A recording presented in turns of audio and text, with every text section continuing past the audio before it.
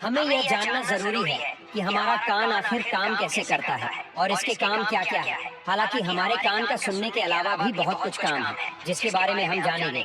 देखिए, हम सब जानते हैं कि हमारा कान हमें सुनने में मदद करता है और हम जितना भी इंफॉर्मेशन लेते हैं उनमें से 13% इंफॉर्मेशन अपने कान से ही लेते हैं, मतलब सुनकर लेते हैं। इसलिए पहले हम ये जानते हैं कि हमारा कान कैसे बना हुआ है। जब हम अपने कान की संरचना को देखते हैं तो हमारा कान 3 पार्ट में बटा हुआ है, आउटर ईयर, मिडिल ईयर और इनर ईयर। कान का हर एक पार्ट अलग अलग काम करता है और अलग अलग सबका फंक्शन है। सभी साउंड को प्रोसेस करने का काम करते हैं।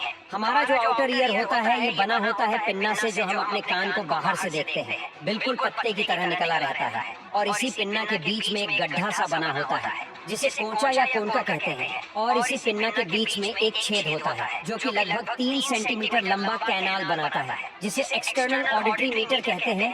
देखिए, पिन्ना का काम क्या होता है। ये पिन्ना मूव नहीं कर सकता जैसे बाकी एनिमल्स अपने कान को हिला सकते हैं। मनुष्यों में ये स्थिर रहता है और इसका काम ये होता है कि ये हमारे सराउंडिंग में जो भी आवाज आती है, आवाज का मतलब जो भी एयर प्रेशर में वेरिएशन होता है उसे वातावरण से कैप्चर करके ये साउंड वेव को एक्सटर्नल ऑडिटरी मीटर्स में ट्रांसमिट कर देता है। उसके बाद जैसे ये साउंड की एनर्जी बिल्कुल फोकसिंग के साथ एक्सटर्नल ऑडिटरी मीटर्स में प्रवेश करती है, यह हमारे ऑडिटरी कैनाल के एंड पर मौजूद ईयर ड्रम, जिसे टीम्पैनिक मेम्ब्रेन भी कहते हैं, वहां पर जाकर टकराती है। जब sound wave external auditory meatus में आती है तो यह कैनाल साउंड को थोड़ा एम्पलीफायर कर देता है। इस ईयर ड्रम के दूसरी ओर हमारे कान का मिडिल ईयर स्टार्ट हो जाता है, जो 3 छोटी छोटी हड्डियों से मिलकर बना हुआ होता है और इसमें एक ट्यूब होता है जो नीचे की ओर जाता है। ये 3 छोटी छोटी हड्डियां हैं, ये हमारे शरीर में पाई जाने वाली सबसे छोटी हड्डियां होती हैं। जब ईयर ड्रम बाहर से आने वाले साउंड वेव की वजह से वाइब्रेट करने लगता है तो इसी ईयर ड्रम से कान की ये तीनों छोटी छोटी हड्डियां जुड़ी रहती है। देखिए, हमारे कान के मिडिल ईयर से एक और ट्यूब नीचे की ओर निकलती है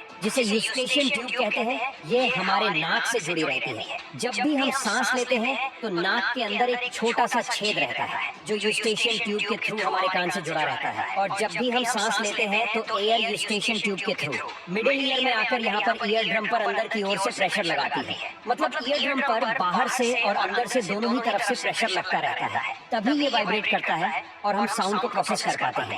मिडिल ईयर में पाए जाने वाला स्टेपीज हड्डी हमारे इनर ईयर से आकर जुड़ा रहता है। हमारा इनर ईयर भी 2 भाग में बंटा रहता है। एक होता है कोक्लिया, जो इसके पीछे इससे जुड़ा हुआ होता है। हमारा वेस्टिबुलर सिस्टम, जो हमारे शरीर को बैलेंस बनाए रखने में मदद करता है।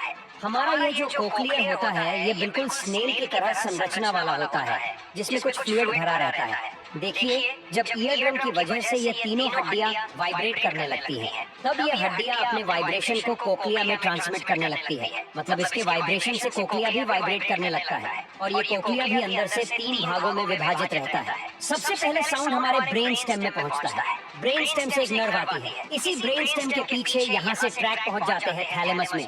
और थैलेमस क्या करता है, इन सारे साउंड वेव के सिग्नल को हमारे ऑडिटरी कॉर्टेक्स में भेज देता है, जो हमारे ऑडियो को प्रोसेस करके हमें चीजों को बहुत ही क्लियर सुनवाता है।